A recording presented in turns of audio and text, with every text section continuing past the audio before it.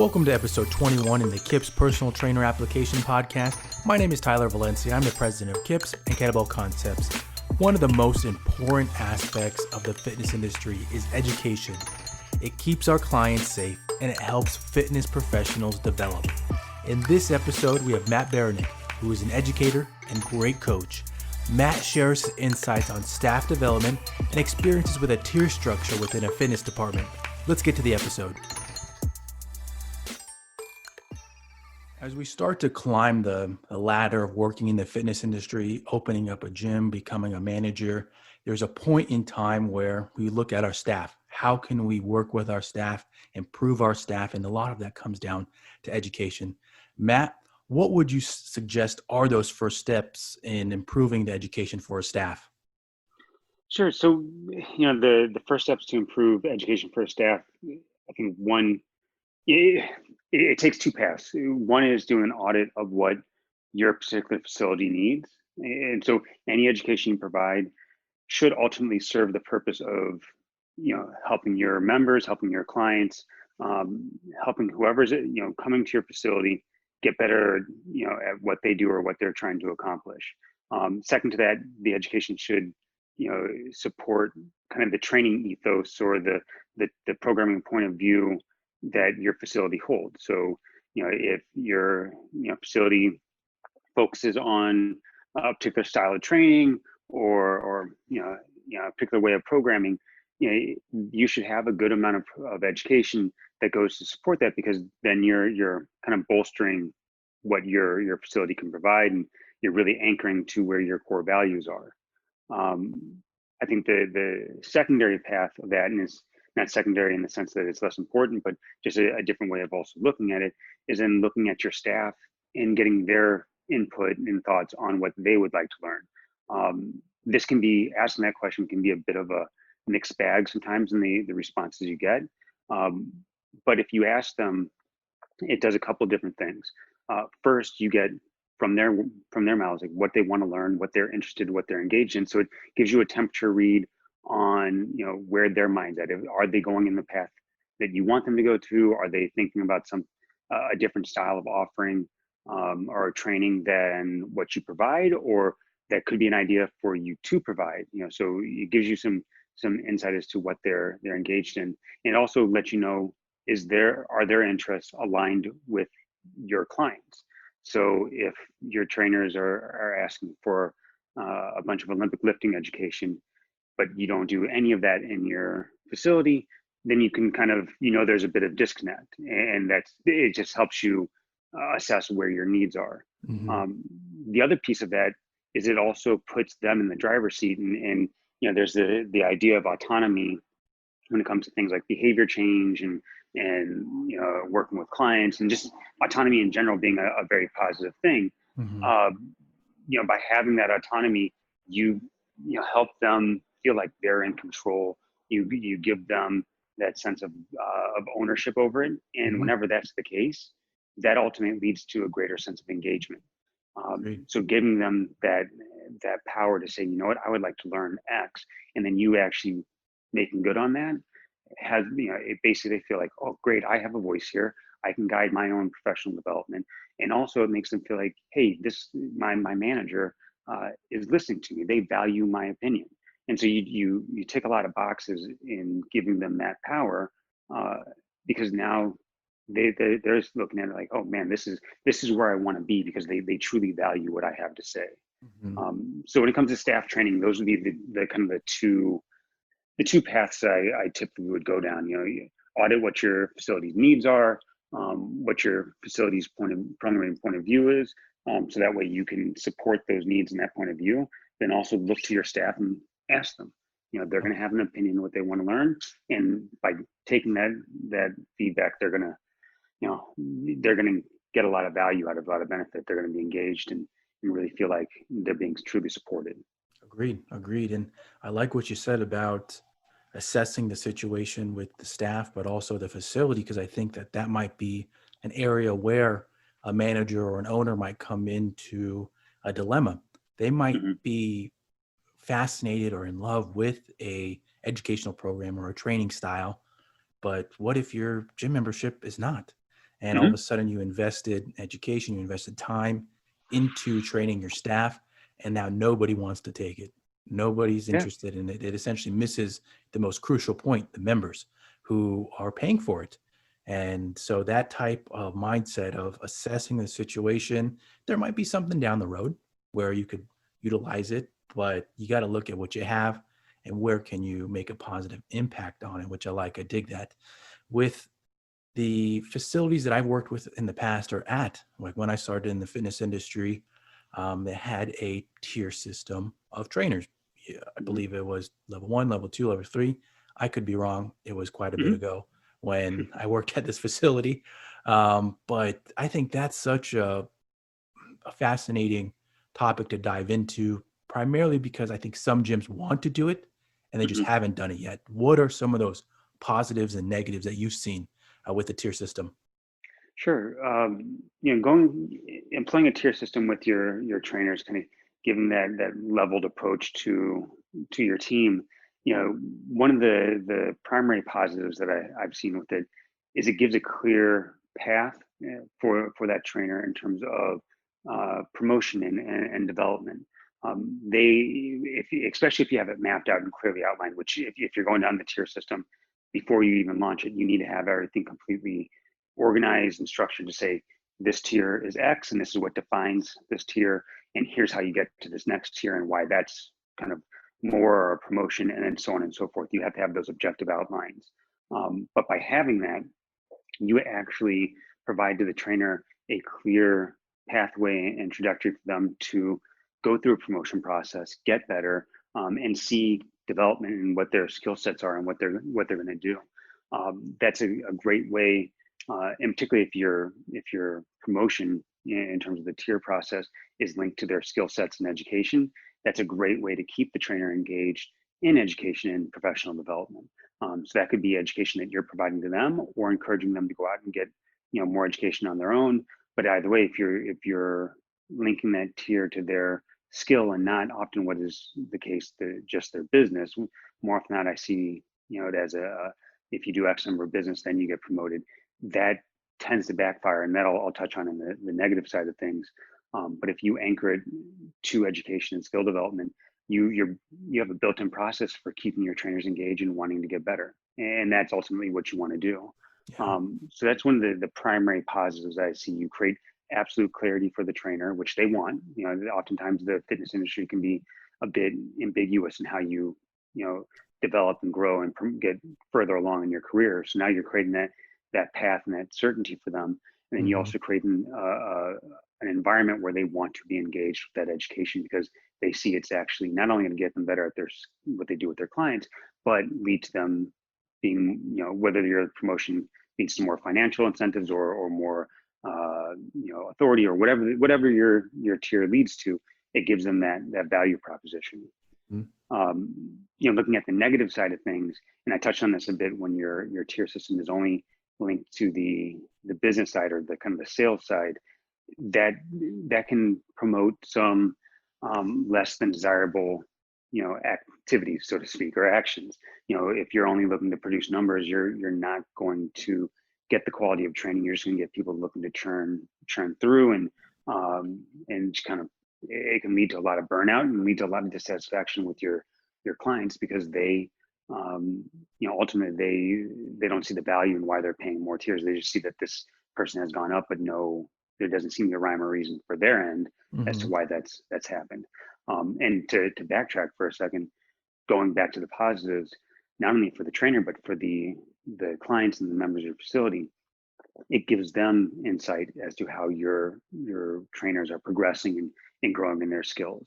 Yeah. They often like to know about, oh, you learned X, or you're going through Y, and that allows them to see that it's the person they're working with isn't just kind of relying on past experiences or what they already know, that they are like other professionals, which the fitness industry, trainers, we are professionals, we are career minded individuals. Every other industry has a similar approach. You always kind of have to further develop your skill set, which leads to a better value proposition. Agreed. um, the last point, I'll jumping back and forth, the last point about the negatives, which it's just part of what you have to manage. You now have the added responsibility of holding your trainers accountable to going through the tier system. And even in the most positive of circumstances where your tier system is linked to education, now you have to hold them accountable to doing that education. So as the manager, you have to set up a system where they know where they're at in the process, but you can also check where they're at in the process and audit them. And unfortunately, sometimes that can make the trainers feel like the education has become more of a task, and it takes a little of the passion away from it. So you just have to be very cognizant of how you're implementing that tier system and the type of messaging you're putting out to the trainers. So that way, you're walking that fine line of creating the clear path for career progression, doing so in a way that keeps them engaged, and having them not feel like now they have to tick another box, or they have to just get it done, so that way they can move through. Yeah. And I mean, to speak honestly, the gym and organization you used to work for, in my opinion, I've said this many times throughout the years, that they provide the best educational platform for trainers.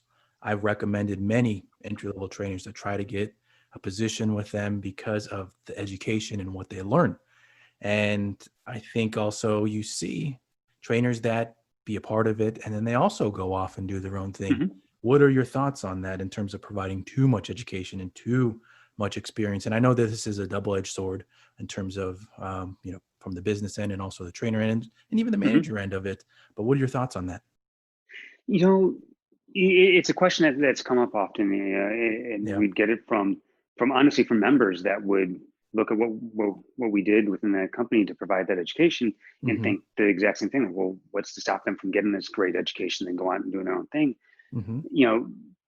It's going to happen. If somebody wants to leave, they're going to leave, regardless. That's just, it's part of the industry. There's nobody stays, with it. I won't say nobody, but it's increasingly more common that people can want to jump around and go out and try to do their own thing, or switch to a different company, or what the case may be.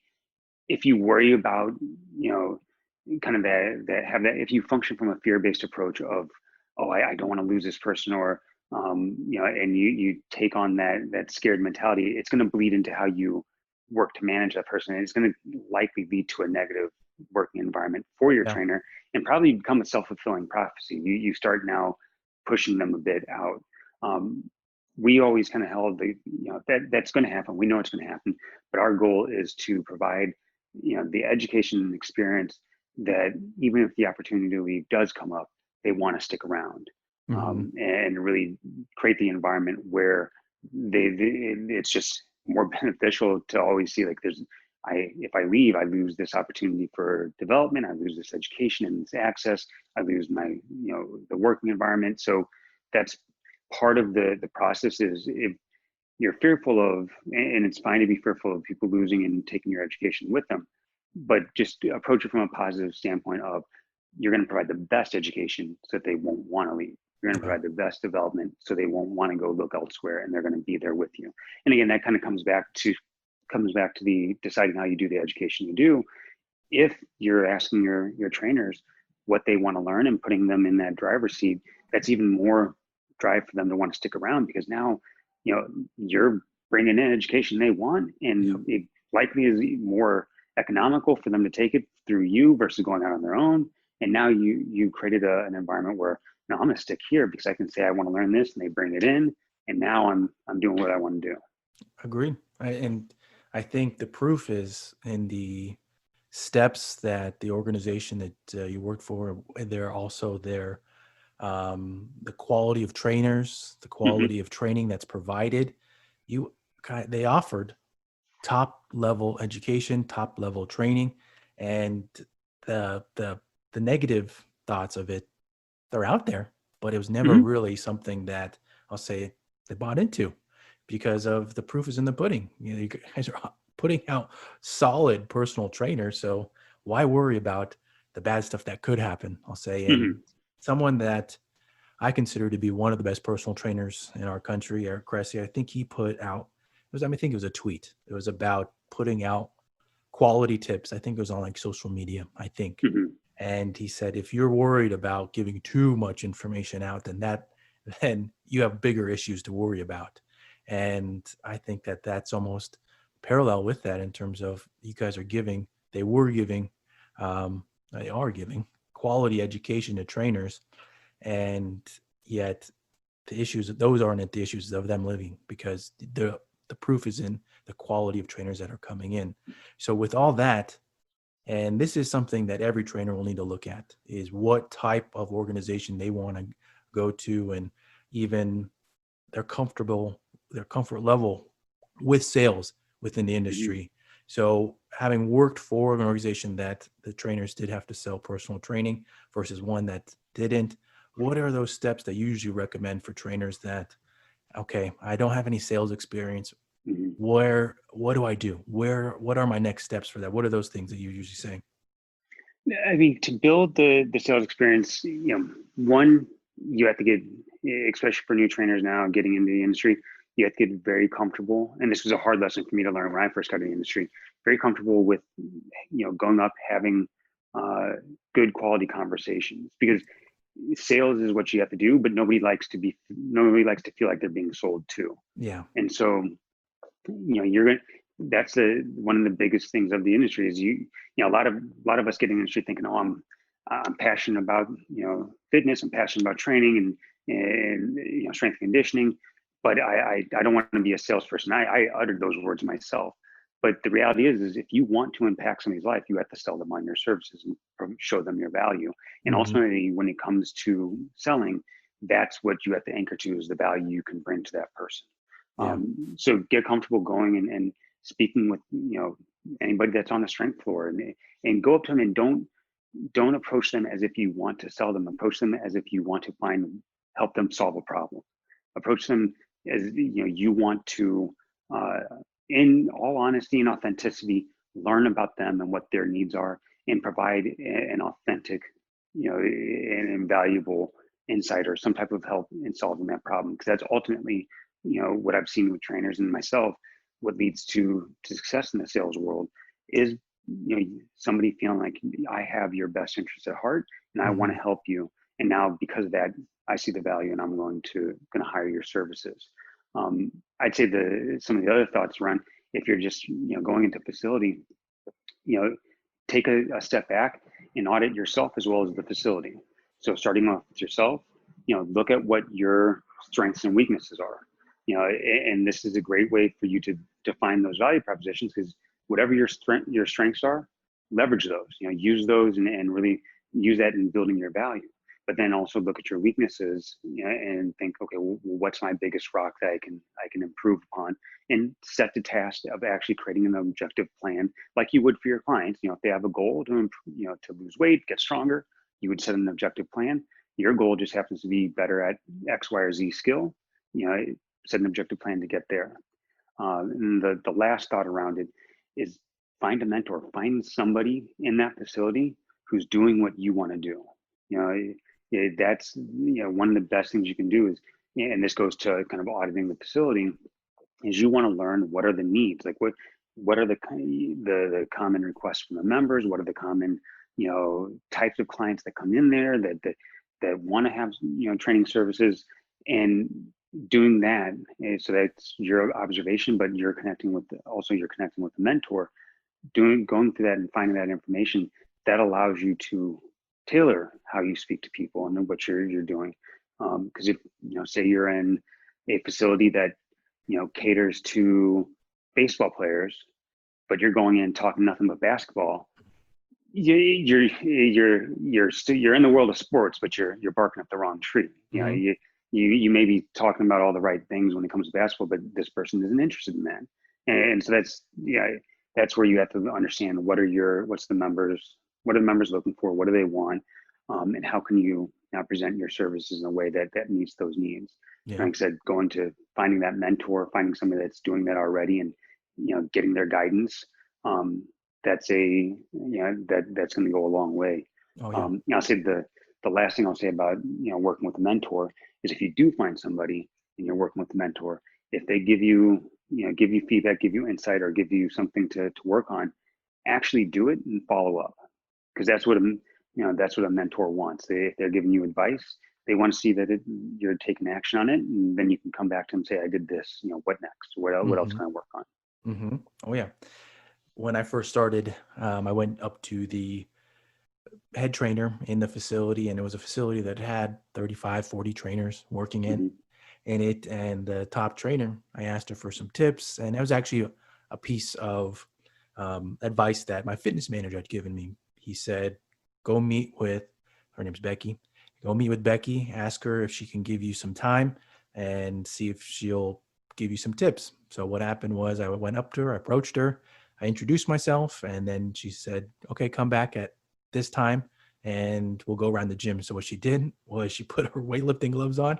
She took me around the gym, literally was cleaning up the facility while giving me tips about it. And one of those tips that she said was to, one, teach group exercise, which is a great tip. And the second Mm-hmm. one was to start reading I'll say some female driven magazines, learn Mm-hmm. more in other areas, just how you're saying, learn more about the members and potentially, learn things outside of your normal bubble, because you never know when those will come up. Because as you know, being a personal trainer, there is a connection part of it. There are interpersonal skills that will help out an individual when getting into the business, whether it's sales or whether it's keeping clients. And I honestly think that a lot of this is rooted in education. The parts of my training style or sales style is, I'll admit that they're limited. And I was never the best seller when I was a personal trainer, but a lot of it came from members seeing me around the gym and seeing how I exercise or how I train other individuals.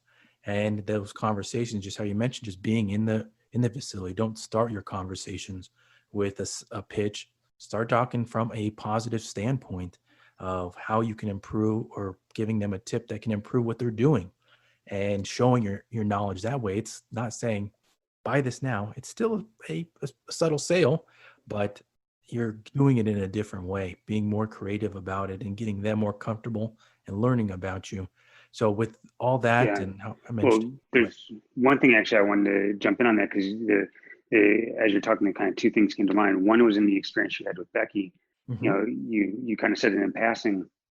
You as she took you around, she was cleaning up the facility as you were going. yep, Now, you already called it out. This is one of the lead trainers in the club, one of the most successful, and she is still going around cleaning up the facility. mm-hmm, And to me, that just reminds me of there's a book called Legacy, and it's looking at the New Zealand All Blacks. I'm a rugby player, so mm-hmm, I nice, was particularly engaged in this book. But it's looking at the culture of the New Zealand All Blacks and how they became kind of one of the world leading rugby teams. And one of the lessons in there is you're never too big to do the small stuff. mm-hmm, The captains of the team are the ones that cleaned up the locker room, and you going around and cleaning up, and having as a trainer, having the meticulous eye, and bringing your passion to everything from training a client to cleaning up the facility is going to speak volumes. And that kind of leads to the kind of the last kind of thought on this, or my second thought on this, is the idea that you're never not communicating. And this goes to a lot of what you were just saying. At all times, if you're in a facility, and it's a member based facility, so you have members in it that some of them work with trainers, some of them don't. Those that are not working with trainers, and even those that are observing everybody as they're in the yep, facility, especially the ones that spend a lot of time hanging out on cardio equipment. If you look at the cardio equipment, oftentimes it's pointed directly at the strength floor. mm-hmm, And so they're on that bike or that treadmill, and they're going and they're watching you. And I can't count the amount of times that I never even spoke to this person, but they would come up to me and say, hey, I've been watching you with this client, or I watched how you carry yourself on the floor, or I mm-hmm. watched how you took care of the strength floor, or what. And they wanted to work with you based purely on observation. And this idea that you're never not communicating, you have to be on your game when you step in that facility. It's your clothes look right, your hair is right, Yep. whatever the case may be, you have to be there and understand that eyes are on you. And if you're spending time playing around on your phone while you're with a client, or ignoring a towel that's on the floor, that's going to speak volumes too. Agreed. 100% agree about being on. you're always on. You're on that show on the floor, showing who you are, and being professional is so important. With the going back to the education, and I think Hmm. this all goes with the education, whether it's exercise science based program, business program, it's all part of an education and learning Hmm. more. And with what you've done in the past, what have been some of those steps that you've taken when reviewing a new educational program? The first thing I look at is, does the program have a clear learning objective? Has it Hmm. been clearly outlined? There's a lot of programs out there that they have some great information, but that's where they kind of end it. They just put a Hmm. lot of information out.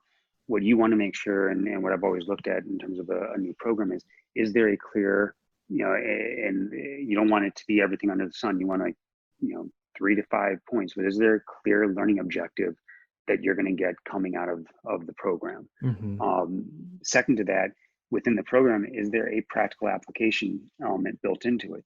And that's, again, that's one of those things where often it's missing.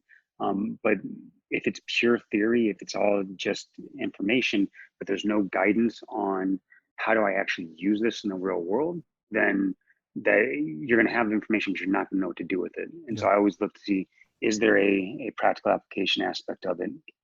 Um, I asked the question. This comes back to some of the original thoughts on staff education. Does it whose needs does the program meet? Hmm. Um, does it meet my client's needs? Does it meet my trainer's needs? Does it meet both? Um, because there's a difference, and it's not saying one's good, one's bad, but you have to, depending upon what you're able to put out there and how much education you're able to do, you have to weigh, what you're able to, what you can afford to put out there, or what you're able to put together for your team. So, if the program, I'll come back to Olympic lifting. If the program is focused on Olympic lifting and the objective is, the pristine execution of the snatch and the clean, but your client base doesn't do any Olympic lifting, and they're not the demographic for that. Hmm. The program may meet the needs of your trainers because they really want to learn that, but it doesn't meet the needs of your facility. And so you got to think, okay, is this something I want to invest my time and money into if it's ultimately not going to meet both needs? So I look at where, like, who's the audience for it ultimately, who's the end user. And then the last thing, and then oftentimes this is overlooked as well, is what's the aesthetic of the program and the education.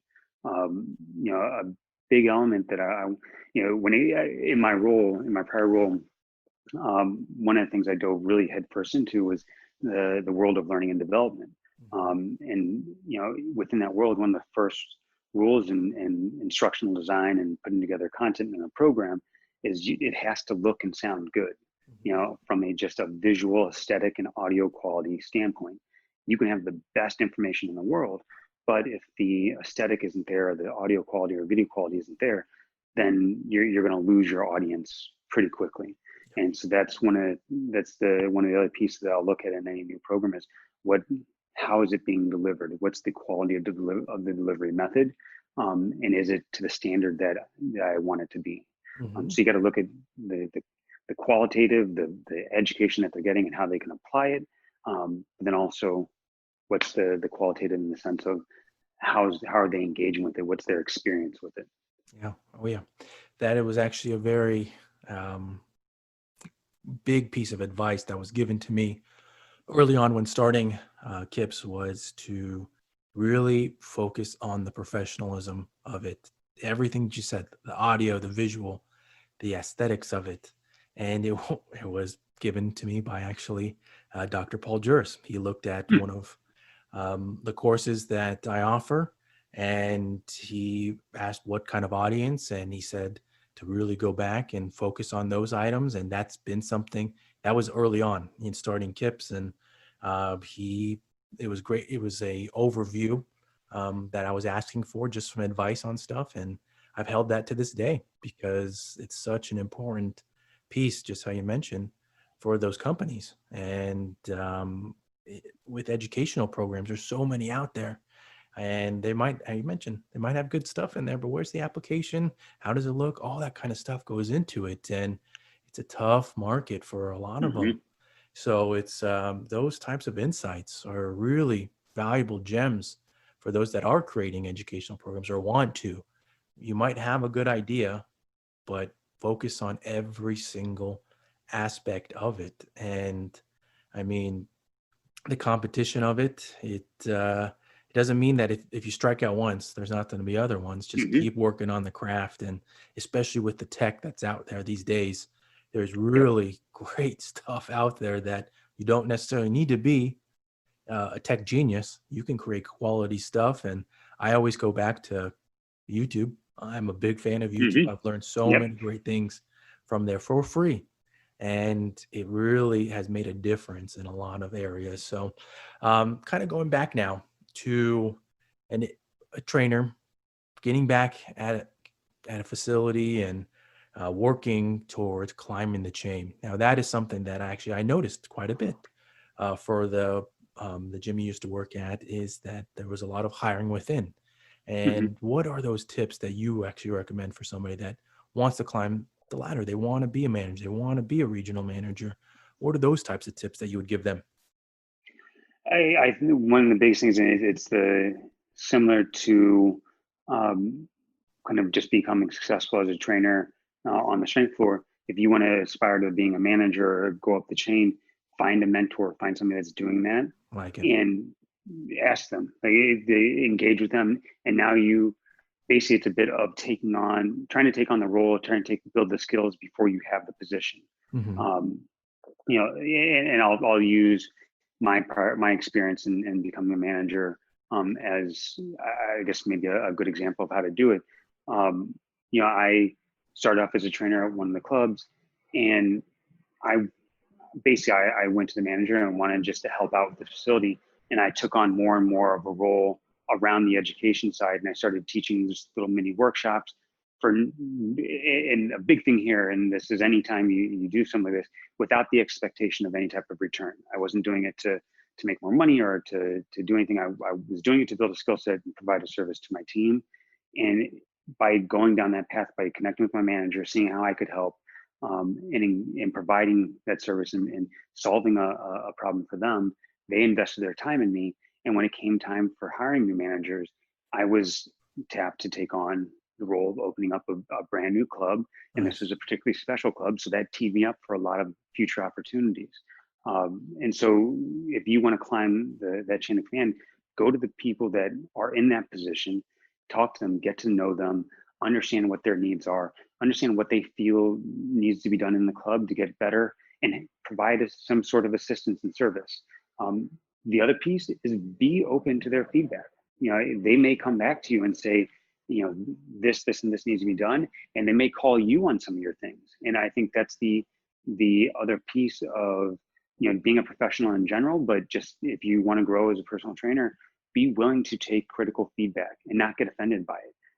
Now, some people are better or worse at giving feedback, but somebody tells you something, and it's they're putting it in a light of something for you to work on to get better. Take that, no matter how they deliver it to you, they can deliver it in the worst possible way, but just look at it on the objective facts of, okay, this is something that was seen that I can improve upon. Even if you think you're doing great in it yourself, find the 1% better that you can get. Hmm. But if they give you feedback, take it and use it and apply it, and come back to them and show them how you are doing it. Because that's the one thing that any, especially larger organizations that have a manager structure and a hierarchy that builds up in terms of manager to regional manager and so on and so forth. They're going to want to see action is being taken, feedback is being applied, that you're a coachable individual. Yeah. And if you do that and you stay engaged and build those relationships just like you would in terms of build a client base, that's going to ultimately lead to your ability to take on those bigger roles. And I'd say actually the last piece is you have to ask for it as well. You have to make it known. Like, don't assume the your hard work. And oftentimes this will happen, thankfully, but don't assume your hard work will go noticed and that you'll be kind of plucked out of the group to do it. Hmm. Um, Actually make it known that if that's your goal, if that's what you want to do, you don't necessarily need to go up to the manager and with the proverbial I want to take your job, or whatever, but tell them like, hey, I want to be a manager, how can I do that? Because you you get on their radar. By being on their radar, they're going to have you in the back of the mind when opportunities come up. Versus if you don't say anything, you may not be considered right away. Yeah. I think a lot of those go with having a proactive approach to Hmm. your career, to your profession. Absolutely. There are so many trainers that are fine, and there's nothing wrong with that. We're just clocking in, clocking out, Hmm. thing, get out. There's many quality trainers out there that do that already. But the ones that do want to have a proactive approach often will, yeah, like you said, get on the radar and be presented with opportunities. And with telling your manager that you want to climb the chain, you are planting that seed for Hmm. potential opportunities. And I like how you said you got to take advantage. You got to do them. You got to, whether someone's giving you advice or they're giving you a task, you got to complete them. I can't tell you enough how much that has helped me in my career in the fitness industry, is just getting stuff done. Someone tell you Hmm. something or you say something, get it done. Don't just sit around, think it's going to happen. Get it done. Be proactive Yep. about it. And follow up to that, something that came into mind while we're talking about, well, actually all the questions today, is something that is really a dilemma in our industry. It's the education versus experience. We have a unique industry where we have individuals that are highly educated.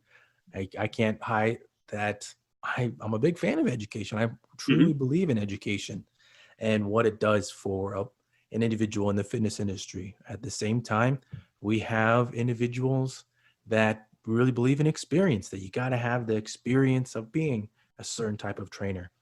And in your experience and being in a hiring role, what has been your preference, even with the experience or in education? I I will actually say, actually, I'll throw in uh, a third element, and this will probably go on the line of experience, Hmm. is personality or coachability, or basically the soft skills, I guess, is in a word, in a phrase. Hmm. Um, does the person have the soft skills, the ability to hold a conversation, engage, interact?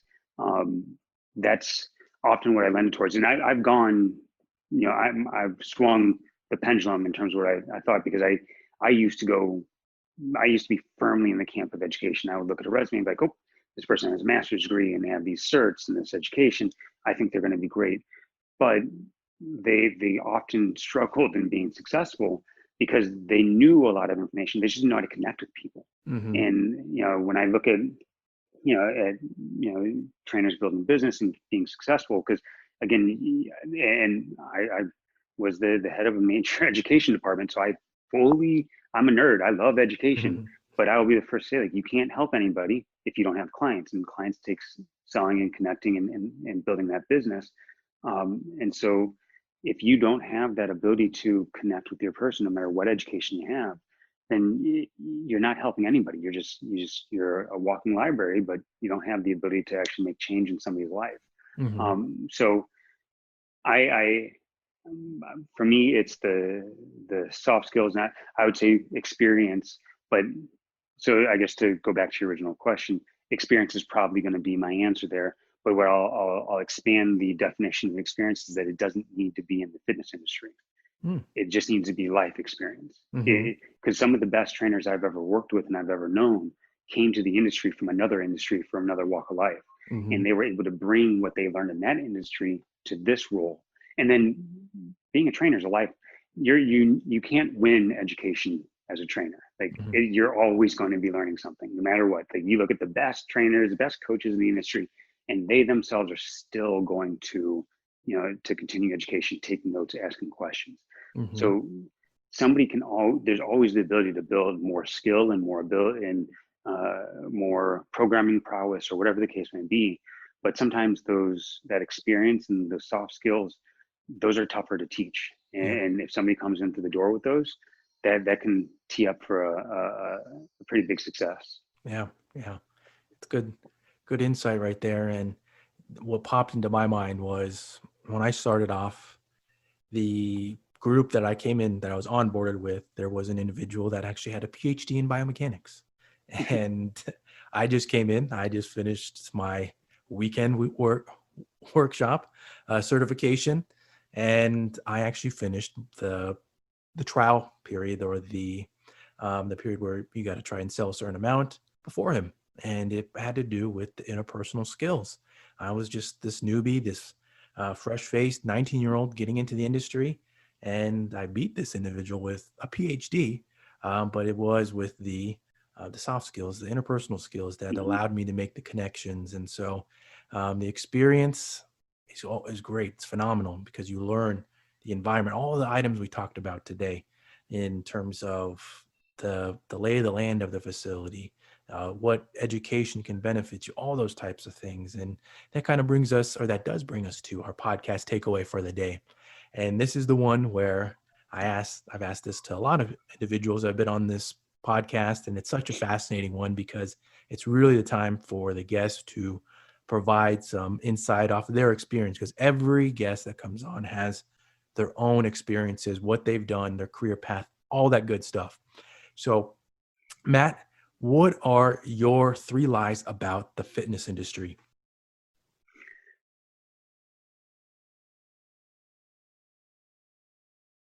So my 3 lies about the fitness industry.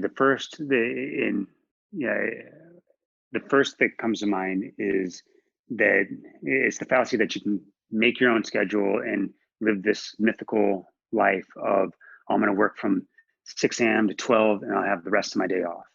Um, there's often this thought, and we saw it with a lot of trainers that came in with this mindset of, I'm going to have this ideal schedule that allows me to kind of have the ultimate flexibility and kind of the quasi half days and things like that, and I'll be great.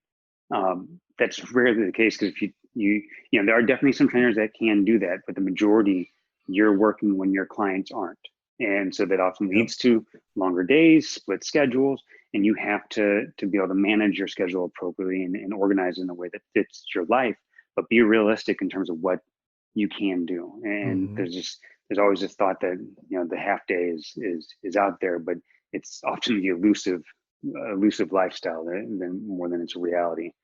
Um, I say the second lie is that the professional athletes are just around the corner. And this was a lie I had for myself coming into the industry.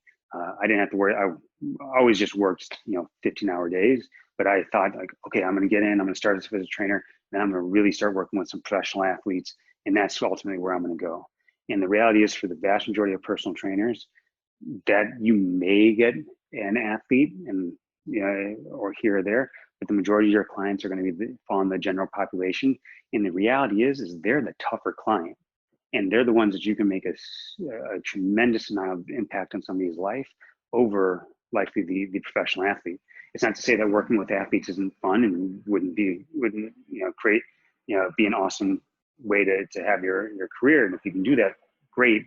But that isn't as common as being the trainer that it really just crushes it with the general population and gets those people to really live a better life and a healthier lifestyle, and makes a dramatic change in who they are and what they do.